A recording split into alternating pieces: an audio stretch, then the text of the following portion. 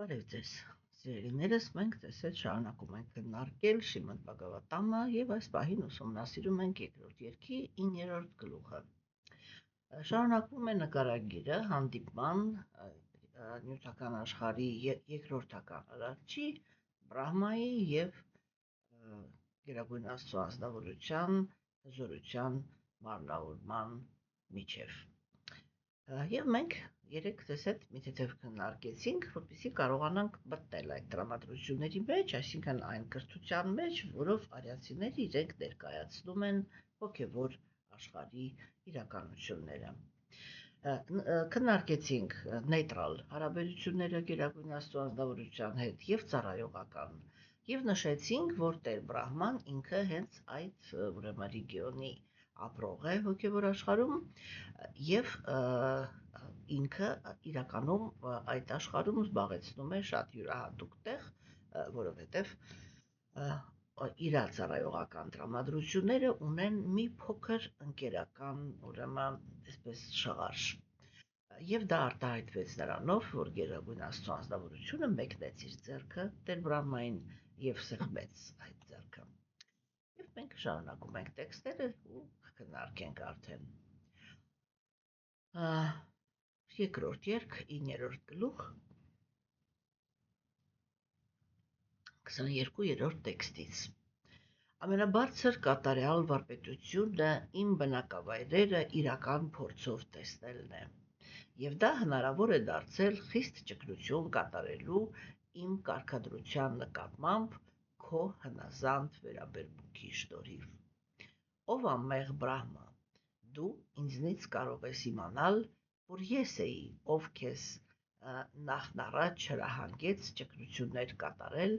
երբ դու շփոթության մեջ էիր, չիմանալով, թե որն է քո պարտականությունը։ Նման ճկնությունը իմ սիրտն ու հոգին է, եւ հետեւաբար այն չի տարբերվում ինձանից։ Նման ճկնության միջոցով ես ստեղծում եմ տիեզերքը, ճկնության զորությամբ ես աջակցում եմ նրան եւ ճկնության միջոցով կլանում եմ տիեզերքը։ Այսպիսով ճկնությունը բոլոր ուժերի միակ աղբյուրն է։ Տեր Բրահման ասաց. ով Տիրոջ ազնվորություն, դու գտնվում ես բոլոր կենդանի էակների սրտերում որպես գերագույն վերահսկիչ, եւ այդ իսկ պատճառով կներեք քո բարձրագույն բանականության շնորհիվ առանց որևէ խոչընդոտի դու տեղյակ ես բոլոր գործած ջանքերից, բայց չնայած դրան ես աղոթում եմ քեզ, ով Տեր իմ, որ կատարես իմ ցանկությունը եւ ասես, թե ինչպես դու, չնայած տրանսցենդենտալ կերպարանք ունես, ընդունում ես մի նյութական կերպարանք, որը դու ընդհանրապես չունես։ Եվ ուրեմն, ինչպես տեսանք, Գերագույն Աստծո ազնվորությունը ինքը շարունակում է այդ թեման, այսինքն ինքը երեք, եթե հիշում եք, տեքստում առաջարկեց Տեր Բրահմային, որ դու կարող ես ինձանից ուզենալ ինչ ուզում ես, ես կկատարեմ քո ցանկացած ցանկություն, չէ՞,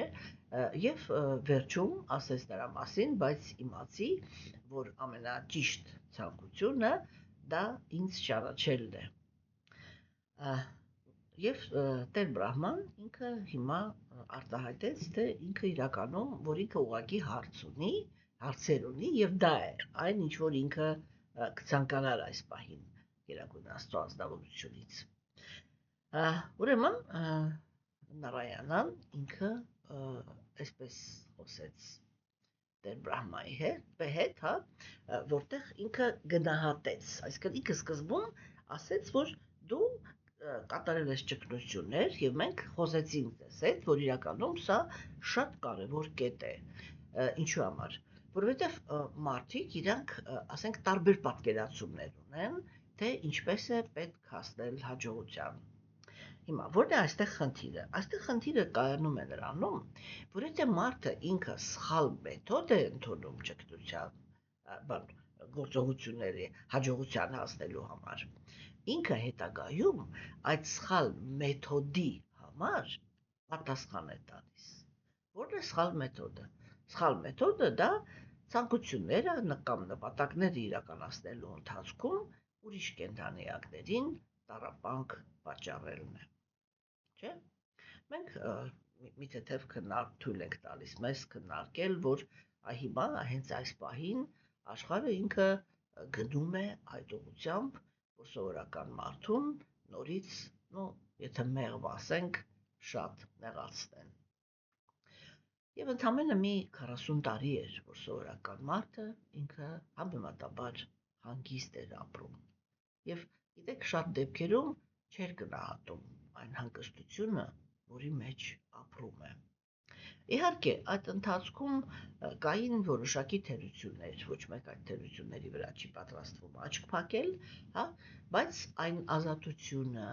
այն հանգստությունը, որի մեջ մենք ապրում էինք, այդ կարծում եմ, որ այդ փոքր-մոքր թերությունները կարելի էր եւ հանդուրժել։ Ձգտելով ազատվել փոքր թերություններից, մենք մեր գլխին հիմա բերեցինք շատ ավելի մեծ անհանգստություններ, երբ որ օրենքը ինքը դադարեց դառնալ գործոն եւ միակ գործոնը մնաց ուժը։ Եվ բնականաբար օրենքը ինքը միշտ փորձում է իրականացնել արդարություն, իսկ ուժը միշտ փորձում է իրականացնել անդարդարություններ։ Եվ ցանկացած անդարդարություն, որը կատարվում է այս աշխարհում, առաջին հերթին անդրադառնում է սովորական մարդկանց վրա։ Եվ սա նշանակում է, որ միլիոնավոր, միլիարդավոր մարդիկ խորասուզվելու են շատ անհանգիստ կյանքի, կարծում եմ, որ անիրավ, այսինքն առանց իրավունքի կյանքի մեջ։ Եվ ուրեմն հիմա այստեղ, եթե այդ մեթոդը ցանկություններին իրականացնելու ինքը սխալ է, սա անմիջապես նշանակում է, որ հետ առաջ այն ազնվորությունները, որոնք իրենք սխալ մեթոդ են ընտրել, այսինքն ուրիշներին տառապանք պատճառելու մեթոդն են ընտրել, այս աշխարհում հետ առաջ Գերագույն Աստծո ազնվորությունը նրանց պատասխանատվության է ենթարկում։ Երբ որ կենդանիակը ինքը հետևում է ցանկությունների իրականացման այն մեթոդին, որը առաջարկում է Գերագույն Աստծո ազնվորությունը, այդ ժամանակ հետևանքները լինում են միայն դրական։ Այսինքն կենդանիակը ինքը կարողանում է իրականացնել իր ցանկությունը, բայց եւ այդ ցանկությունը իրականացնելուց հետո չստանալ ոչ մի տհաճ իրադրություններ։ Եվ ուրեմն, սիրելիներս, չէ, Գերագույն Աստծո ազնվորությունը հիմա այն տեքստերը, որը ինքը արտաբերեց, ինքը խոսեց հենց դրա մասին։ Այսինքն ինքը հիմա բացատրեց, թե ինչով էր ինքը գոհ։ Ինքը ասեց, ես գոհ եմ քեզանից եւ ինչ ուզում ես ինձանից ուզի։ Մենք երեք այդ տրփությունը քննարկեցինք, չէ, որ մեր համար նյութական աշխարհում կամ կենդանի էակի համար, որը եւ նյութական եւ հոգեվոր աշխարհում ունի սահմանափակ հնարավորություններ Աստծո համեմատ, ուրեմն մենք երբեք չպիտի թույլ տանք մեզ այդպիսի բարակապակցություն, որ ինչ ուզում ես քո համար կանեմ, եթե գոհ ենք մնացել մարդու համար կամ ընդհանրապես կենդանի էակների համար եւ նյութական եւ հոգեվոր աշխարհում, եթե մենք անպայման ուզում ենք որևիցե մի բանով հատուցել այն կենդանի էակին, որից գոհ ենք մնացել, մենք պետք է ասենք, որ այ կարող ենք այսպես կամ այսպես հատուցել, դուք ինքներդ ասեք, թե կոնկրետ այդ ինչից, որ ես կարող եմ, ինչը կուզեիք։ Եվ մենակ Գերագույն Աստծո ազնվորությունը կարող է թույլ տալ իրան այդպիսի հադասություն, որ ինչ ուզում ես ուզի։ Եվ մենք ասեցինք, որ իրականում մենք հետագայում ձեզ հետ բազմիցս կհամոզվենք, որ ինքը այդքան էլ հաճախ չի ասում, ինչ ուզում ես ուզի։ Այդ նախադասությունը ինքը ասում է միայն եւ միայն այն ազնվորություններին, որոնք իրենց գործունեության մեջ, ուրեմն արդարության են ձգտում, որոնք հետաքրքրված են իրենց պարտականություններով եւ ունեն առաքինի բնություն։ Այսինքն, որի մեջ, սրտի մեջ հետևելով Գերագույն Աստծո ազնվորությունը ինքը քաջ գիտակցում է, որ այդ ազնվորությունը ինքը իր մեջ ուղղակի չունի այնպիսի ցանկություններ, որը իր համար տհաճ կլիներ կատարել։ Այսինքն ինքը պարզ տեսնում է, որ դա առաքինի անձնավորություն է եւ դրա પર համարձակ ասում է, ինչ ուզում ես ուզի։ Որովհետեւ ինչ էլ ուզում է Տեր Բրահման ուզեր, դա կլիներ կամ իօգուտ իր զարգացման, կամ իօգուտ ամբողջ տիեզերքի։ Հասկանում եք։ Եվ սա ինքը շատ կարևոր կետ է, որպեսզի մարդիկ իրենք սովորեն ղեկավարել իրենց խոսքը, որովհետև իրականում խոսքը ինքը ահռելի ուժ ունեցող երևույթ է։ Եվ ուրեմն այսպես մենք տեսանք, որ ինքը ասեց, որ ամենաբարձր, ամենակատարյալ վարպետությունը, որը ինքը արտահայտվում է կենդանի էակի մոտ, դա հնարավորությունն է տեսնել իր Գերագույն Աստծո ազնվորության իրական բնակավայրը, հա? Եվ միանգամից կապեց, որ քո համար դա հնարավոր է դարձել, որովհետև դու խիստ ճգնություններ կատարելու նստեցիր, երբ ստացար իմ կարգադրությունը։ Մենք ձեզ հետ քննարկեցինք, որ այդ կարգադրությունները կենդանեակները իրենք կարող են ստանալ արտաքինից, այսինքն սուրբ գրվածքների միջոցով եւ ներսից, հա? Մենք մեր ժամանակներում շատ կան այդպիսի մարդիկ, որոնք իրենք խուսափում են հենվել սուրբ գրվածքների վրա, դա ասենք արդարացված է շատ դեպքերում, ինչու համար, որովհետեւ սուրբ գրվածքները իրանք մեծամասամբ աղավաղված են։ Հասկանում եք, տեսեք օրինակ ասենք, եթե մենք վեստում ենք օրինակ քրիստոնեությունը, մենք քրիստոնյա երկրում ենք ապրում, չէ՞։ Եթե մենք վեստում ենք քրիստոնեությունը, ապա ոչ մեկ, հասկանում եք, այս աշխարհում ոչ մեկ, եթե իր սրտում գոնե 5 գրամանոց արդարություն կա, չի կարող հաստատ ասել, որ մեզ հասել է Հիսուսի ամբողջ քարոզը։ Ոչ մեկ չի կարող ասել, թե այն ամենը, ինչ որ գրանցված է, որպես որ Հիսուսը այսպես ասեց կամ Հիսուսը այնպես արեց, չէ՞։ Ոչ մեկ չի կարող վստահ լինել, որ դա իրականությանը համապատասխանում է։ Հասկանում եք։ Եվ այո, իհարկե, բանականություն եւ միակ դա միայն ավետարանին չի վերաբերվում։ Սա օբյեկտիվ ռեալություն է, հասկանում եք, որովհետեւ այն ինչ որ գրանցվել է, չէ՞, մենք չունենք Հիսուսի բնագրերը։ Օրինակ ես փոքր ժամանակ ամենաշատը դա չէի հասկանում, թե ինչու Հիսուսը չի դստել։ Եվ այն ամեն ինչը, ինքը գնացել էր, չէ, չկար։ Շատ երկար ժամանակ ինքը չկար։ Հա, չքննարկենք ինքը որտեղ էր։ Դա խնդրահարույց հարց է, այդ ճշմարտությունը երբեք ոչ մեկ թույլ չի տա, որպեսզի մարդիկ իմանան։ Կամ եթե այդ ճշմարտությունը Հիսուսի մասին արտահայտվեց, դա կնշանակի, որ ինչ որ ուժեր որոշել են քրիստոնեությունը ընդհանրապես վերացնել։ Դա մենք պետք է հասկանանք, չէ՞, բայց մյուս կողմից էլ, օրինակ ես շատ եմ մտածում, ասենք այդքան տարի ինքը չկար։ Հետո եկավ եւ ինչ որ գաղափարախոսություն սկսեց տարածել, չէ՞։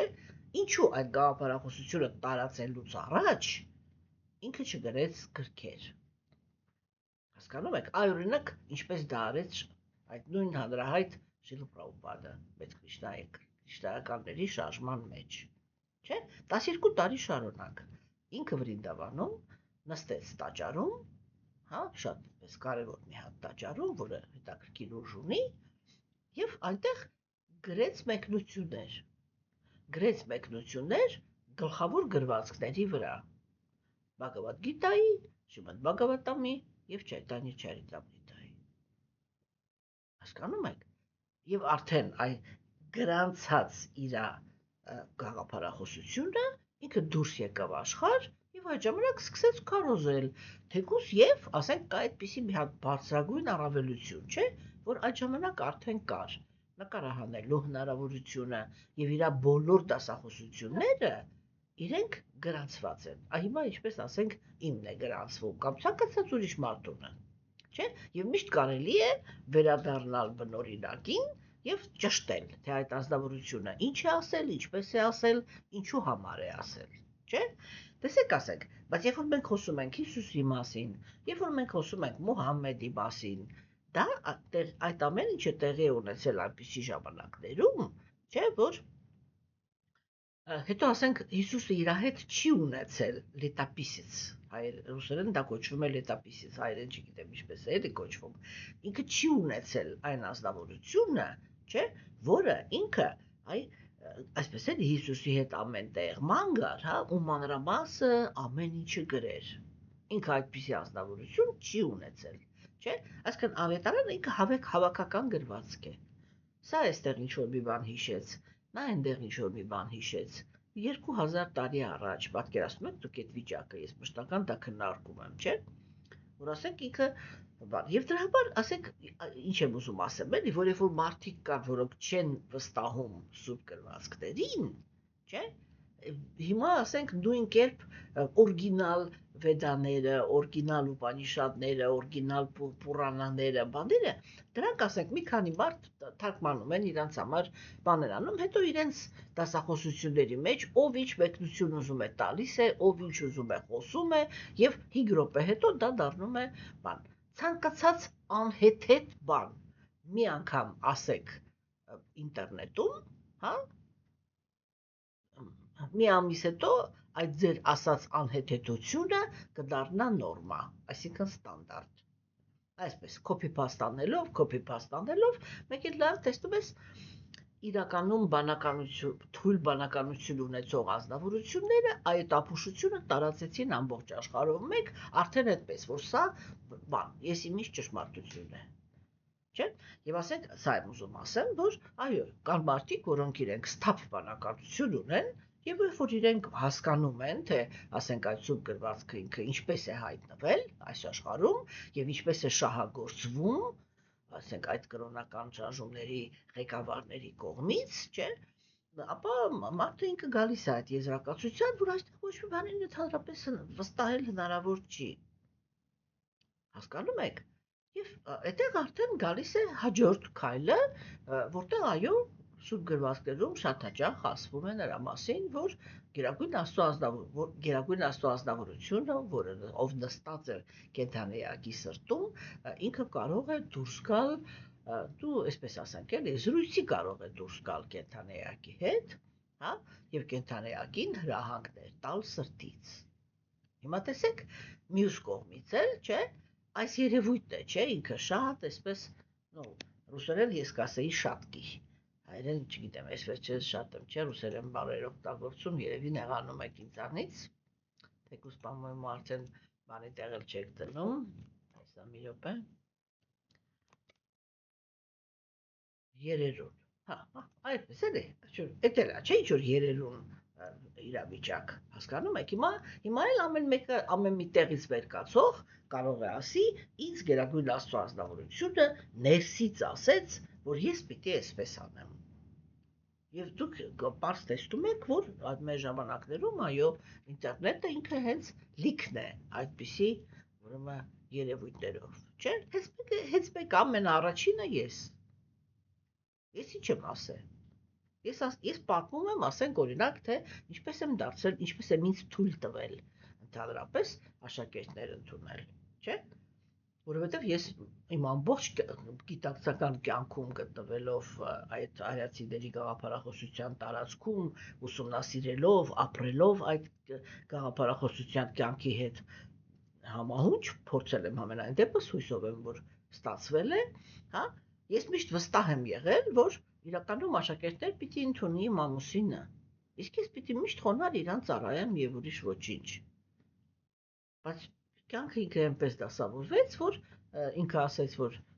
ես չեմ ուզում բան դինեմ, ասեք, չեմ ուզում աշակերտներ ընդունեմ, որովհետև դա մեծ գլխացավանք է իրականում, հա, եւ այնպես ստացվեց, որ այդ ներքին պրոցեսների միջոցով ես հասկացա, ինձ Գերագույն Աստծո ազնվորությունը հասկացրեց, որ ես պիտի աշակերտներ ընդունեմ։ Իրականում, երբ որ դա տեղի ունեցավ, դա ինձ համար ահռելի շոկ էր, ահռելի։ Այմա, ասենք, ոչ մեկ չի կարող պատկերացնի, թե ես ինչ շոկի մեջ էի, երբ որ ես դա հասկացա, որ ինձանից դա է պահանջվում։ Հասկանում եք, բայց տեսեք ես ինքս էլ, չէ, ինչ մի բան եմ ասում, որին մարդը կարող է վստահել, կարող է ասել իսկին ես ինչ է խոսում։ Այսքան ոնց իրան Աստված ներսից ասեց, սա ով դարձավ։ Եվ դուք կլինեք բացարձակապես ճիշտ։ Հասկանում եք, որտեվ դա էլ արդեն ինչ է, թե որտեվ ասենք այդ երևույթը, որ Գերագույն Աստծո ազնվորությունը ներսից ինչ-որ մեկին ասեց, դա կարելի էր այդ մեթոդին վստահել, երբ որ կար արիական քաղաքակրթությունը, որտեղ կար առաքինություն, որտեղ ոչ մեկի չէր խաբում։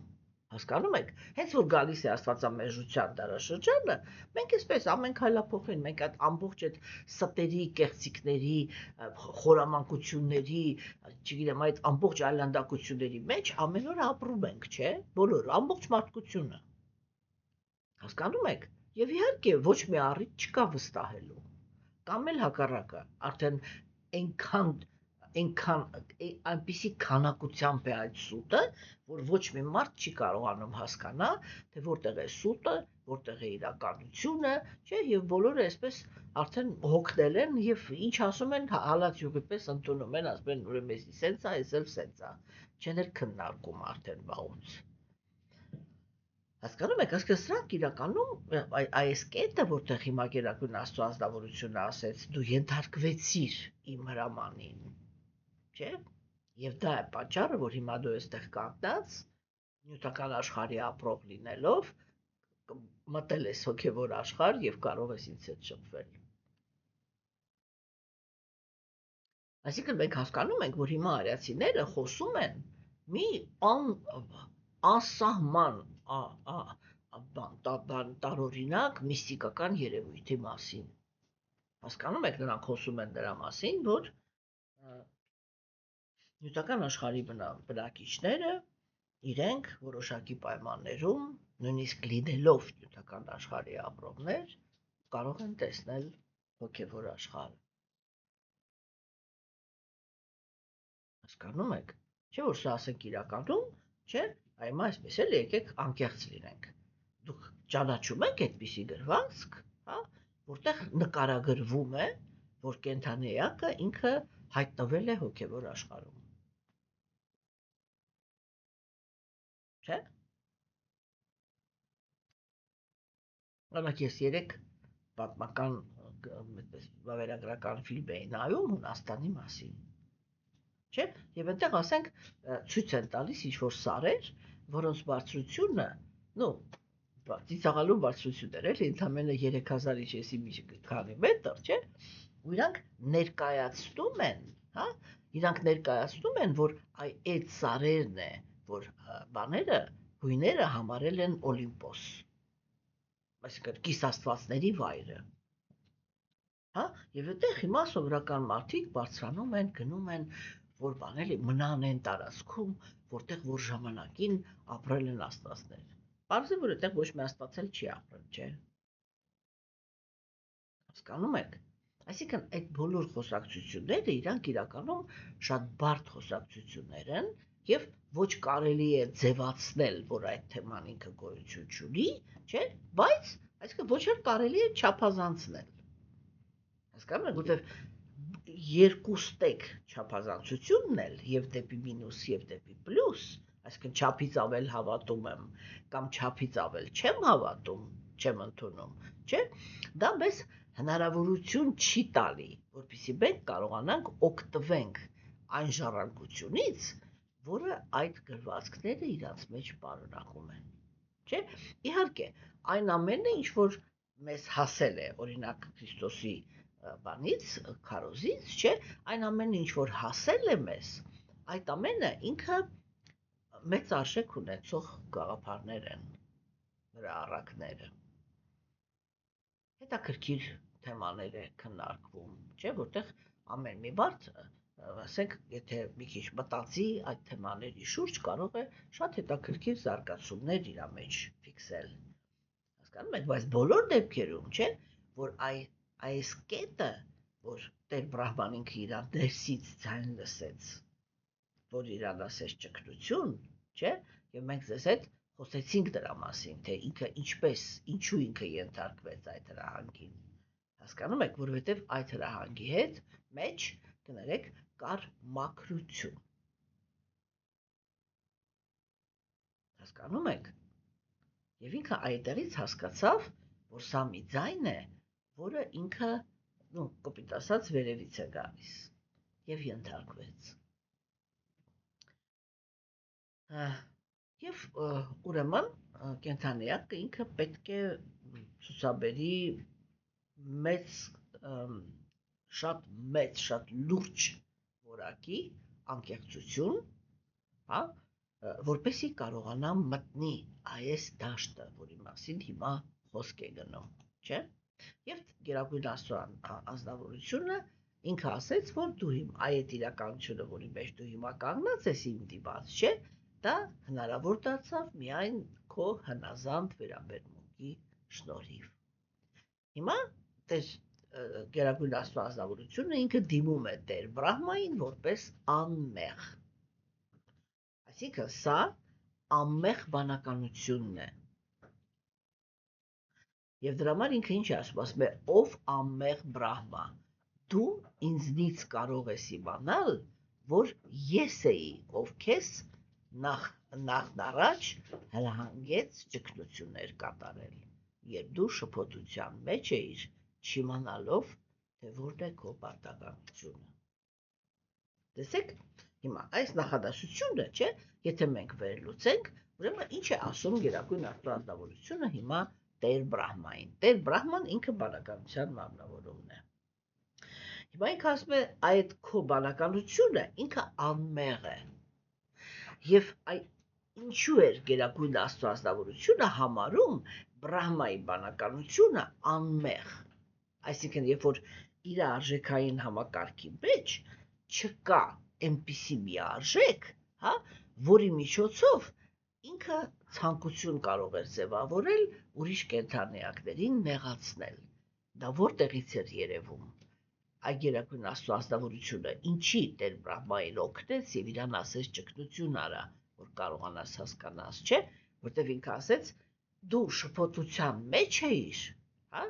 ինչու այսքան շփոթության մեջ դա նշանակում է բանականությունը ինչ որ մի բան չէր կարողանում հասկանալ։ Եվ ինքը ամիջապես նշեց, թե ինչը։ Ինքը ասեց դու շփոթության մեջ էիր, չիմանալով, թե որն է քո պարտականությունը։ Ինչ հոգեվիճակ է, այս հոգեվիճակը, երբ որ կենդանիակը ինքը հետաքրքրվում է իր պարտականություններով։ Հասկանում եք։ Տեսեք, սովորաբար նյութական աշխարհի ապրողները հենված էգոիզմի վրա, կներեք,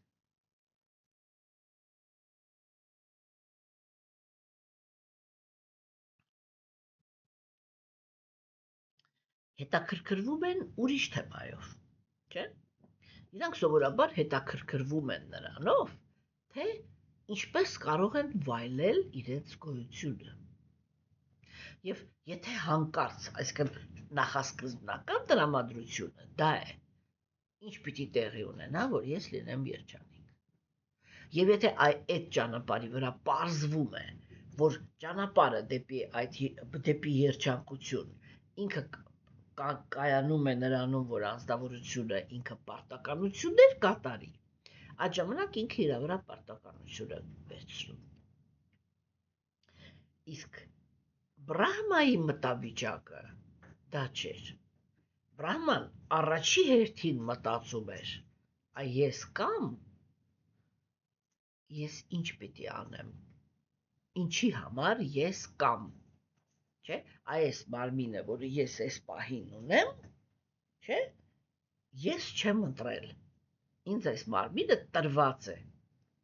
ուրեմն նա, ով որ ինձ այս մարմինը տվել է, ինքը պիտի որ իմանա, որն է այս մարմնի իմաստը։ Տեսեք, սա ներքին բացարձակ ուրիշ պլատֆորմա է։ Եվ իրականում, չէ, եթե մենք արդյունակ ասենք, եթե մենք ձեզ հետ ունենայինք այդպիսի բախտ, որ ծնվեինք արիական քաղաքակրթության մեջ, հա, այդ հարցադրման շուրջ մեզ դաստիարակելու էին առաջի օրվանից։ Եվ դա ապահովելու էին քրմերը։ Եվ ապահովելու էին, որովհետև գիտեին աստղագիտություն, թվագիտություն, հիերոմանտիա, ֆիզիոգնոմիստիկա, այդ բոլոր գիտությունները իրանք կատարյալ կերպով գիտեին։ Մեր ժամանակներում ես պետք է ասեմ, որ այդ գիտությունները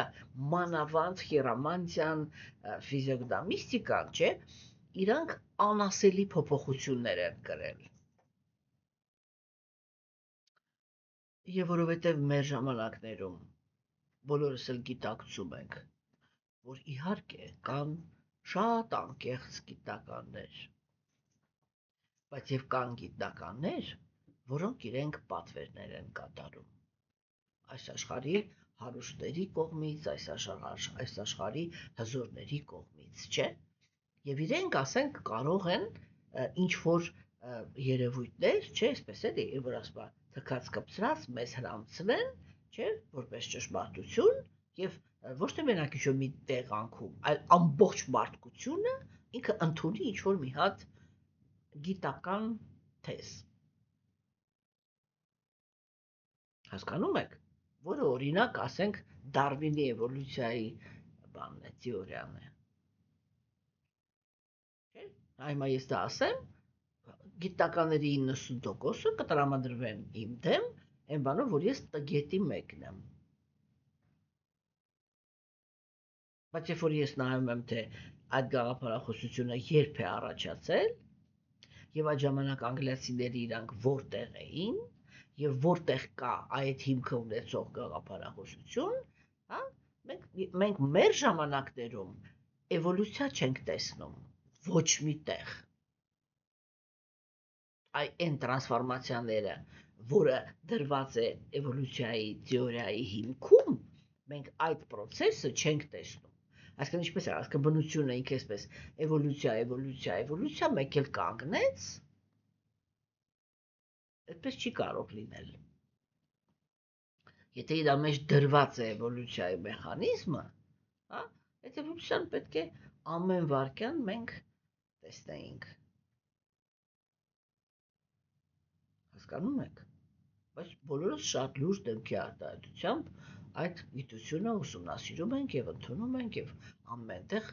բացատրվում է, թե ինչպես է նյութական աշխարհը ընդհանրապես ինքը այսպես էլի բանար է տարածվել, հա, կամ զարգացել, անում ենք հենց այդ տեսության հիմքի վրա, թեկուզ շատ խնդրահարույց տեսություն է իրականում։ Հասկանում եք, այսինքն մարդկությունը ինքը մշտական ինչ-որ գաղափարներ է ընդունել, չէ՞։ Եվ այդ գաղափարներով շատ լուրջ դեմքի արտահայտությամբ, ինչպես ասել է մեծերից մեկը, հա, բավականին լուրջ դեմքի արտահայտությամբ հազարավոր տարիներով մարդկությունը կարող է ինչ-որ մի հատ հիմար գաղափար վերցնել եւ այդ գաղափարը շատ լուրջ կիրառել։ Հետո անցնում է հազարավոր տարիներ, հասկանում եք։ Եվ մեկ էլ բաներանում չէ, հիմա այս սաղ սուտ էր, հիմա գնացինք մի հատ ուրիշ բանի հետևից։ Եվ այդ փորձարկումները իրենք փաստացի չեն ավարտվում, հասկանում եք։ Հիմա տեսեք, ուրեմն Գերագույն Աստծո անձնավորությունը այստեղ Աբրահամային, այսինքն բանականությանը ինքը ասում է՝ դու ամեղ ես։ Չէ՞։ Եվ դու հետաքրքրվում էիր քո պարտականությամբ։ Հասկանում ես, ոչ թե դու նայում ես, թե ոնց կարող ես այս աշխարհը վայելես, ինչ կարող ես անես, այլ դու հետաքրքրվում ես, թե ես вообще որտեղից կամ, ու ամենակարևորը, ինչի համար կամ։ Հասկանում եք, այդ ներքին պլատֆորման պարտականություններ հետաքրքրվելը, չէ՞, դա միշտ խոսում է նրա մասին, որ անձնավորությունը ինքը կարևորում է, որ ինքը ճիշտ վարվի արտաքին աշխարհի հետ։ Եվ որ ինքը չի հետաքրքրվում իր պարտականություններով, այլ հետաքրքրվում է միայն իր ցանկությունների իրականացմամբ, դա միշտ նշանակում է, որ կենդանի էակը ինքը իր ներքին պլատֆորմայով մտածում է, թե ինքը ինչպես պիտի շահագործի այս աշխարհը։ Հասկանում եք։ Իսկ Տեր Բրահման ինքը մտածում էր ինչ պարտականություն, այսինքն ինչպես ինքը կարող է ինչ-որ մի բանով աջակցել այն աշխարհին, որի մեջ ինքը գտնվում է։ Եվ այդ տրամադրությանն է, որ Գերագույն Աստծո ազնվորությունը իրականում համարում է, որ մենք հոգևոր ենք, եւ անմիջապես կենտրոնանում է մեզ ինչ-որ մի լավ բան տալու համար դրա դիմաց։ Հասկանում եք, սիրելիներս։ Եվ սա ինքը շատ կարևոր կետ է։ Ուրեմն, հաջորդ գաղափարը, որը այստեղ հնչեց, դա նա է, որ հիմա Գերագույն Աստծո ազնվորությունը ինքը խոսում է նրա մասին, թե ինչպես է ինքը վերաբերվում, այսինքն ինչն է իր համար կարևոր, չէ՞, որտեղ ինքը, ահա որ դուք հասկանում եք, հիմա, ասենք, պատկերացրեք, որ հիմա ռեալ խոսում է Գերագույն Աստծո ազնվորությունը։ Եվ ինքը այդ ամենագերագույն ազնվորությունը այս պահին ասում է. նման ճգնությունը իմ սիրտն ու հոգին է։ Եվ հետևաբար այն չի տարբերվում ինձանից։ Այսինքն հիմա ինքը ինչ ասեց, ի՞նչն է իր սիրտն ու հոգին։ Երբ որ կենդանի էակը,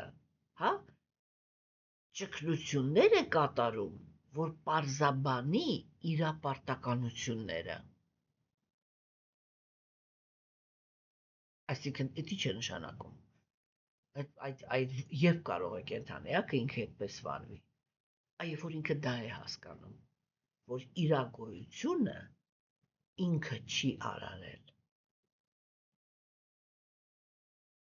Հասկանում եք, չէ՞։ Եվ տեսեք օրինակ ասենք, եթե մենք նյութապաշտության տեսանկյունից ենք վերցնում, չէ՞, ապա մեր մարմինները արարել են մեր ծնողները։ Եվ երբ որ իրանք դա անում էին, իրանք ինչ-որ սպասելիքներ ունեին մեզանից, որպես իրանց երեխաներ։ Չէ՞։ Եվ այո, ինչ-որ իմաստով իրանք իրավունք ունեն մեր վրա, որովհետև իրանք մեզ բեղմնավորել են,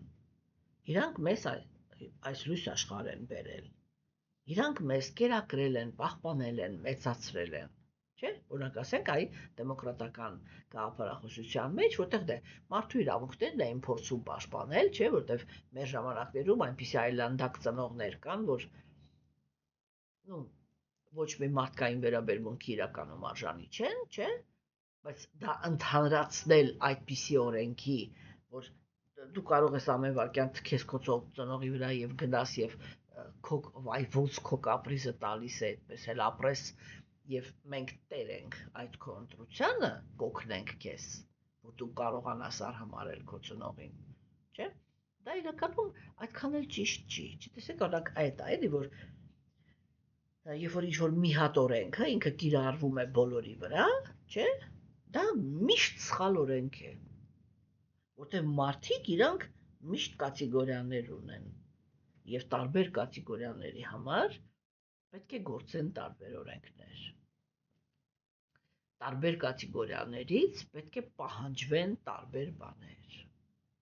Հասկանում եք, կախված նրանից, թե ազնվորությունը ինքը ինչ որակավորում ունի։ Այսինքն պետք է լինի հասկացողություն, թե քանի տեսակ ինչ-որ մի երևույթի մեջ քանի տեսակ կա դա, պետք է լինի հնարավորություն, որպեսզի արագ այդ տեսակը ինքը որոշվի, չէ՞։ Օրինակ ասենք, հիմա, եթե մենք վերադառնանք մեր իրականություն, չէ՞, ինտերնետը այս պահին դարձել է անհուսալի ստախոսության մի օվկիանոս, որտեղ մարդը երբ որ ընկնում է, ինքը ընդհանրապես ոչ մի հնարավորություն չունի հասկանալու, թե ասենք ինչ է, հիմա էլ բան է, հայտնվել է արհեստական բանականությունը, չէ՞, եւ հիմա ընդհանրապես է ամեն ինչը խառնաշփոթ դառնալու, որտեղ արհեստական բանականությունը ինքը ահռելի մեծ հնարավորությունների երևույթ է,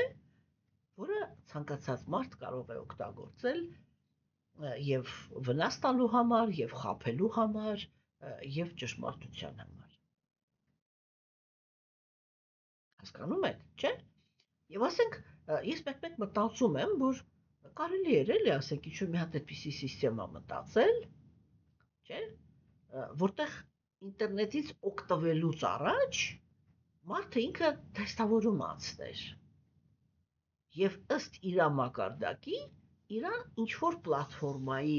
թույլ տային մոտենալ։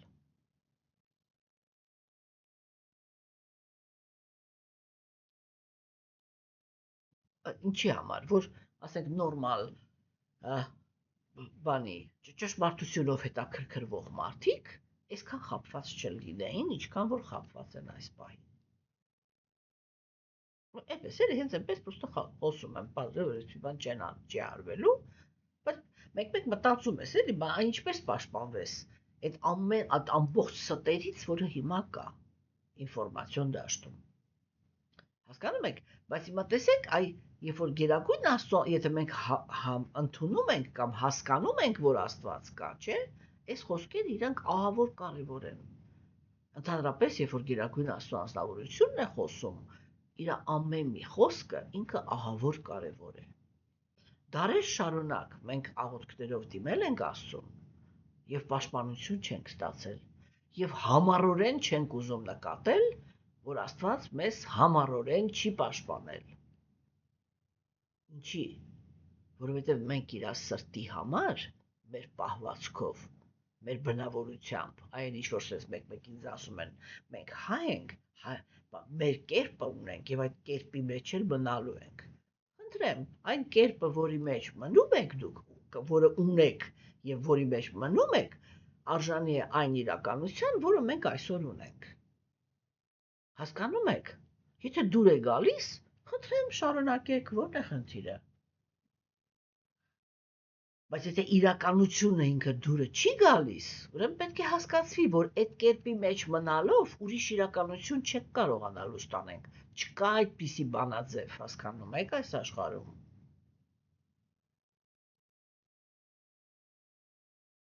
Ուղղակի գոյություն չունի այդպիսի բանաձև։ Եվ այստեղ, երբ որ Գերագույն Աստծո անձնավորությունը ինքը անձամբ խոսում է,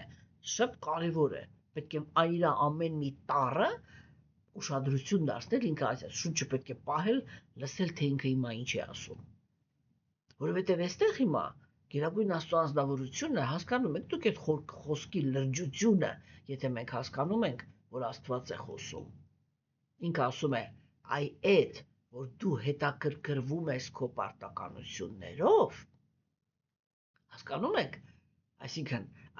երբ որ դու հետաքրքրվում ես նրանով, թե ինչի համար ես ծնված, ինչ պիտի անես այս աշխարհում, չէ՞։ Այսինքն դու հետաքրքրվում ես, թե նորից եմ կրկնում, որ դու հասկանում ես, որ այն փաստը, որ դու կաս, սա քո արածը չի։ Քեզ կամ քո ծնողներն են արարել, կամ քո ծնողների միջոցով Աստված է արարել։ Եվ որ ինքը դա արել է, ինքը քեզանից ինչ-որ մի հատ ակնկալիք ունի։ Հա? Եվ տեսեք հիմա ինքը ինչ ասեց, ինքը ասեց, երբ որ կենդանիակը ճգնություններ է կատարում, այսինքն կոպիտ ասած գլխին զոռ է տալի, որպեսզի հասկանա,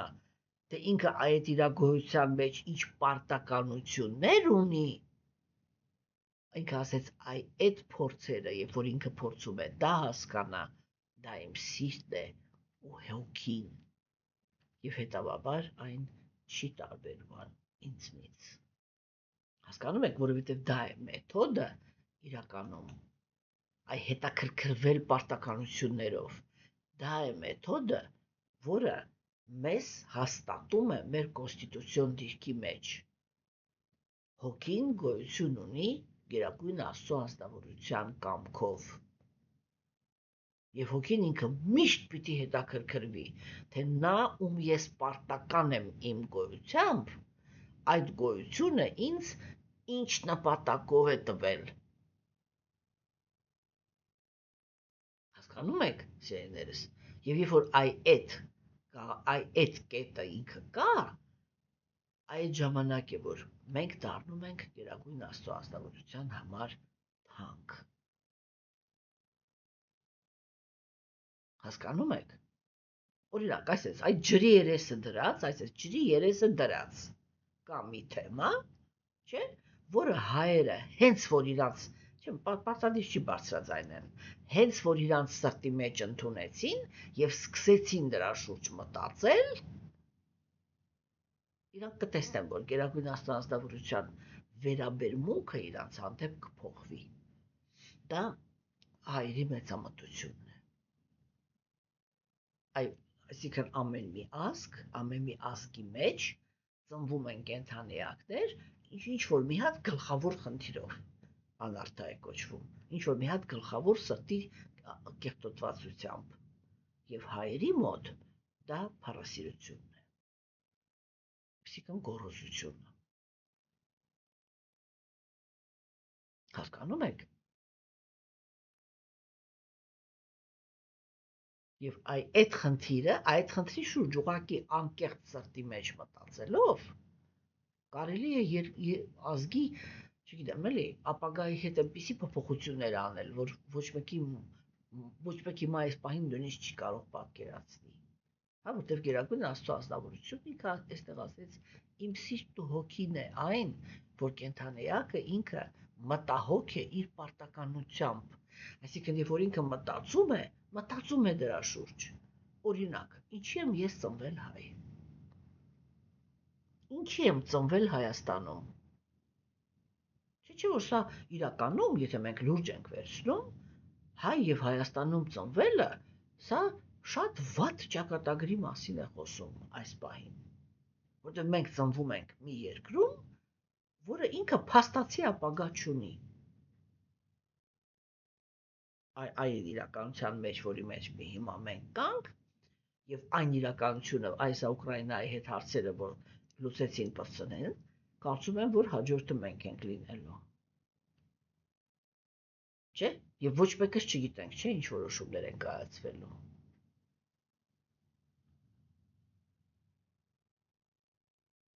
Ոչ մեկ իրականում մեր մասին չի մտածում։ Կա մի հատ դարդ։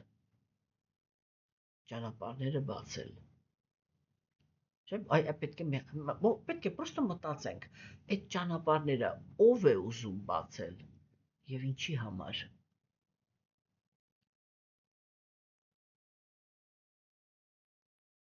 Այլ որ մենք դա կհասկանանք, մենք կհասկանանք ինչ է կատարվում, չէ՞, դրա մասին չխոսանք, էլի։ Իմ ասածը հիմա դա է, չէ՞, որ այդ հարցադրումները, ինչու եմ ես ծնվել հենց այստեղ։ Ինչու հենց այս դիրքում։ Եթե Աստված կա, ինքն է, չէ՞, ինձ այս ծնունդը տվել։ Ինչի համար։ Ես այստեղ ինչ պիտի անեմ։ Որ խնդրի վրա պիտի աշխատեմ, հա։ Ինչ պիտի լուծեմ, կամ ինչ թերություն ունեմ, որ ծնվել եմ այստեղ, կամ հակառակը, ինչ առավելություն ունեմ, որ ծնվել եմ այստեղ։ Եվ ինչ պիտի անեմ։ Հասկանում եք։ Այդտեղ է, այդ տրամադրություններն են, այդ մտածելակերպն է, որը Գերագույն Աստծո ազնվորությունը ասում է, այդպիսի պահվածքը իմ սիրտ ու հոգին է, որտեղ այդտեղ դու ինձ դաշտ ես տալի, որ ես քեզ ասեմ, թե դու ինչի համար ես ծնվել այդտեղ եւ ինչ պիտի անես։ Այդ կոնկրետ դու։ Չէ, որտեղ մարդիկ կան, որոնք իրենք ինչ որ մի ազգի մեջ ծնվում են, որպեսզի այդ ազգը տնավարի ասած վարի տան։ Իսկ մարդիկ կան, որ այդ նույն ազգի մեջ ծնվում են, որպեսզի այդ ազգը փրկեն։ Հա?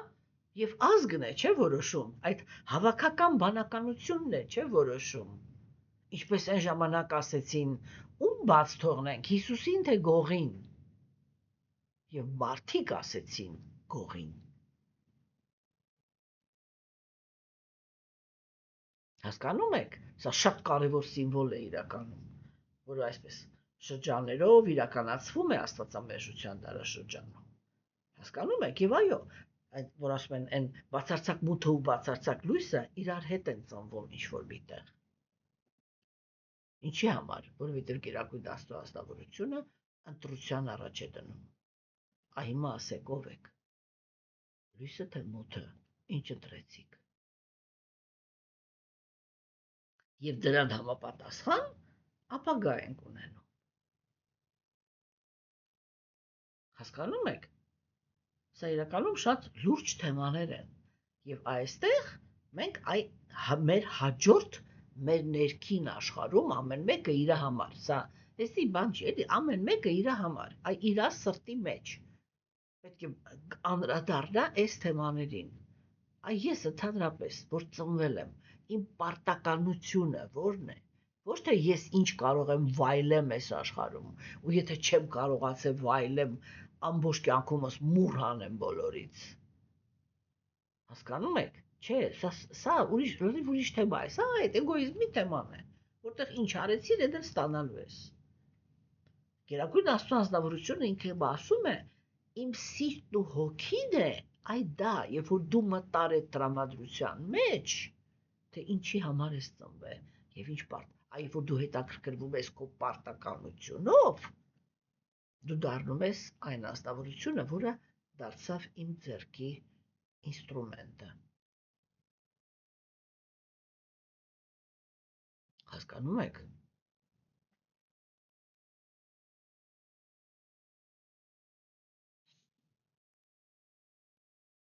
Եվ այստեղ մի հատ շատ կարևոր թեմա կա, որ օրինակ եթե Աստված ինքը որոշել է, որ ինչ-որ մի բանը պիտի ավիրի, դու կարող ես հասկանաս, որ քո պարտականությունը այդ իրականքը արտահայտելն է, իրականացնելը։ Դա ինչի հաշվին ես անում։ Նայում ես, թե դու որտեղ ես, ինչպիսի կենդանեակների մեջ ես։ Եվ եթե գիտելիք ունես, դու կարողանում ես գնահատել, թե այս կենդանեակներին Գերագույն Աստծո ազնվորությունը ինչպես է վերաբերվում իրականում։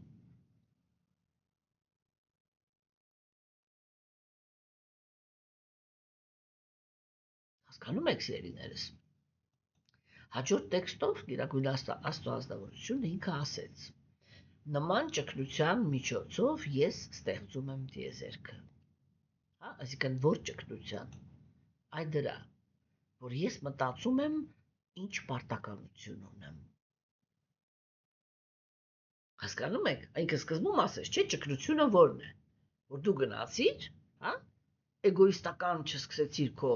զգայարանները բավարարել, այլ հետաքրքրվում էիր քո պարտականության մասին։ Հիմա այն նույն ձևով ես միշտ ասում եմ, որ երբ որ ես հասկացել եմ, սա իմ Աստծո հանդեպ սիրո հիմնակարերից մեկն է եղել, էլի այն որ սկզբում այդ սիրո քարերը դնում ես, թե ինչի հիմքի վրա ես իրան սիրում, սա իմ հիմնակարերից մեկն է եղել։ Ես չեմ կարող նկարագրել, թե ես ինչպես եմ իր վրա սիրահարվել այն պահից, երբ որ հասկացել եմ, որ ինքը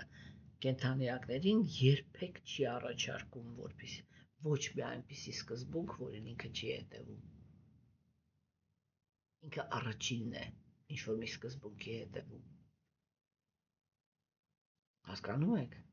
Եվ սա իրականում ֆենոմենալ է։ Եվ տեսեք, ասենք, չէ՞։ Հիմա ինքը ինչ է ասում։ Ինքը ասում է ես ինքս, ճգնության միջոցով եմ, չերես ճգնություն եմ բանանում, արարում։ Ինքը հիմա ինչ ասեց, եկեք մի հատ մտնենք էության մեջ։ Կա Գերագույն Աստծո ազնվորությունը, կա բազմազանությունը, այսինքն տարբեր տեսակի, ռանգի, սորտի, տրամադրության, բնավորության տեր կենդանիակներ։ Եվ կա մի խնդիր, այն ամենաառաջին խնդիրը։ Հիմա դուք իմ մասնիկներն եք, դուք կաք իմ կամքով։ Ինչ եք ուզում, ապրել իմ հետ, թե առանցից։ Չէ, Գերագույն Աստծո ազնվորությունը ինքը ազատություն տվեց։ Որոշ կենդանիակներ ասեցին, մենք ուզում ենք ապրել քո հետ։ Ինքը ասեց, եթե դուք ուզում եք ապրել իմ հետ, իմ ուզածը մի բան է, որ մենք իրար հետ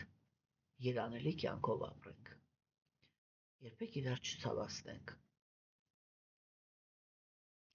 Նրանք ասեցին այո,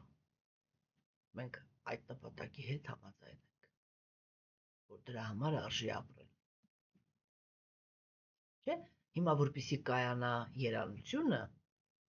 ես միշտ պիտի աշխատեմ լինել լավը, որպեսզի ցանկացած անձնավորություն, որը ինձ հետ շփվում է, երջանկությունից բացի ուրիշ ոչինչ չստանա։ Սա չէ բանալին, իրականում հոգևոր աշխարհի բանալին սա է։ Հիմա եւ կային կենդանի էակներ, որոնք ասեցին, չէ, իսկ մեր դերը չի բավարարում։ Մենք չենք ուզում քո հետ ապրել, համաձայն չենք քո որոշումների հետ եւ ուզում ենք հնարավորություն ունենանք, որ ինքներս որոշենք, թե մենք բազմազանության մեջ ինչ տեղ պիտի գրավենք։ Հիմա այստեղ ինչ ասեց Աստված։ Այդ հանգամանքին ինքը ոնց վերաբերվեց։ Տեսեք, ինքը միանգամից մտել է, այս խոսքերը դա են նշանակում։ Ինքը միանգամից մտել է այն տրամադրության մեջ, որ հիմա իմ առաջ կանգնած են կենդանիակներ, որոնք չեն ուզում ինձ հետ ապրել։ Եվ իր հաջորդ հարցը. որն է իմ պարտականությունը իրանց հանդեպ։ Հասկանում եք։ Եվ ինքը այդ ճգնությունն է արել։ Չէ՞։ Եվ նրանք ասենք այդ չեմ ուզում էլի հիմա դրա մասին խոսամ, ուզում եմ առաջագործության մեջ խոսամ, դրա համար կներեք, հիմա այդ թեման ձեռ չեմ տա, հա։ Ուրեմն այդ տեսեք, ինքը այդտեղ դա է մտածել։ Ես ինչ պարտականություն ունեմ եւ եկել է այն եզրակայության, որ ինքը պիտի այն կենդանիակներին, ինչ այսքանիկը ոնց է մտածում, որ այս սրանք, ովքեր հիմա չուզեցին իմ հետ ապրեն, իրանք ոչ մի զորություն չունեն։ Այդ որ իրանք ուզում են ճիշտ ուրիշ տեղ ապրեն, կներեք, այդ ուրիշ տեղը ինքը չկա։ Ուրեմն ո՞րն է իմ պարտականությունը։ Եթե ես նախանձից ազատ եմ, եթե ես իրոք սեր եմ, եթե ես իրոք ինքնաբավ եմ, հա, դա նշանակում է, որ ես կարող եմ եւ ոչ թե ինքը շատ լավ գիտի, որ ինքը իհարկե ինքը կարող է այդ կենդանիակներին տալ այդ հնարավորությունը։ Բայց ինքը հենց այդպես է մտածել, որ իմ պարտականությունն է իրանց տեղ հատկացնել։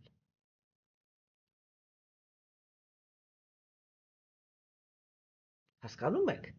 Եվ այդ դա է, որ ինքը Բhagavad Gita-ում ասում է ինձ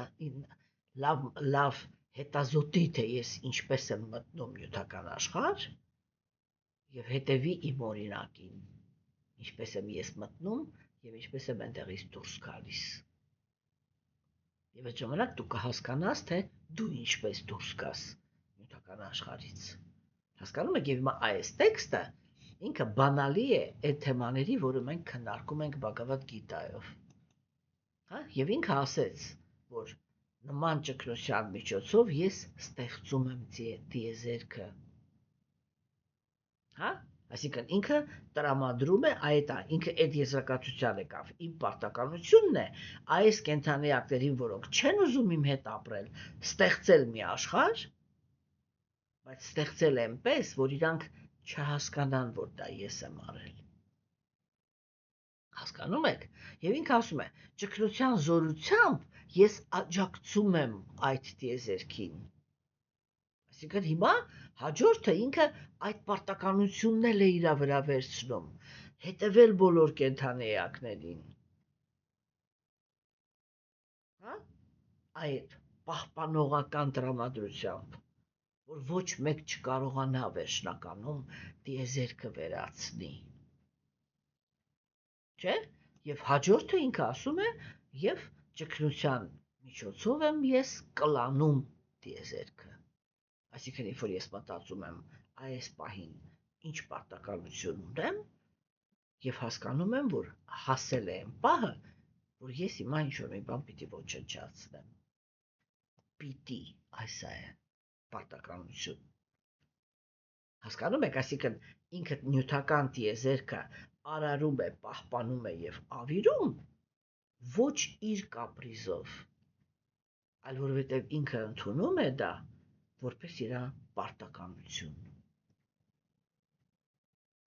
Այսա հիմա փաստացի ասեց Գերագույն Աստծո աստավորությունը։ Հա, եւ դրա համար ինքը ասեց, ես ինքս այդպես եմ անում։ Ես ինքս այդպիսինն եմ։ Ու ցանկացած կենդանի էակ, որը իր ներսում կանգնում է այդ պլատֆորմայի վրա, ինքը դառնում է իմ սիրտն ու հոգին։ Եվ դառնում է այդ մի հատ, թեկուզ ամենաչնչին, ամենափոքրիկ, բայց իմ ձեռքը պարտականություններ կատարելու դաշտում։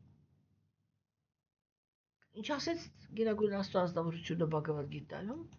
ինքը ասեց, ես ոչ մեկին ոչ մի բան պարտք չեմ,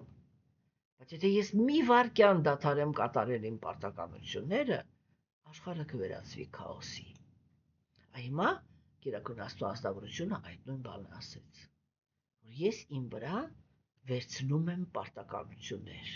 Ինչի հիմքի վրա։ Որովհետև երբ որ ես մտածում եմ, օրինակ, այս կենդանիակները չեն ուզում ինձ հետ ապրել,